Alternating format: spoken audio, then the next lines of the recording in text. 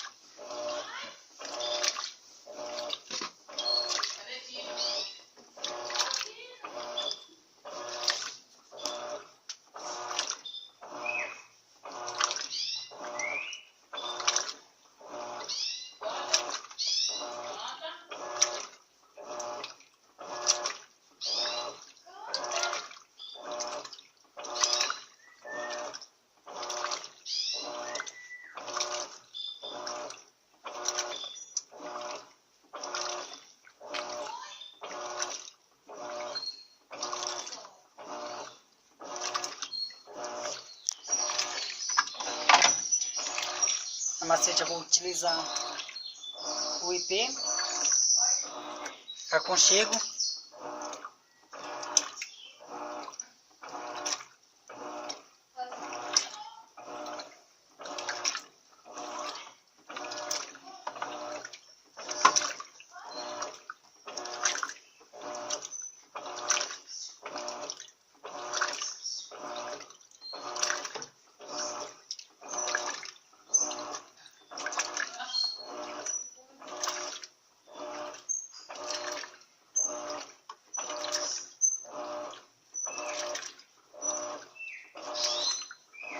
uma tampa e meia.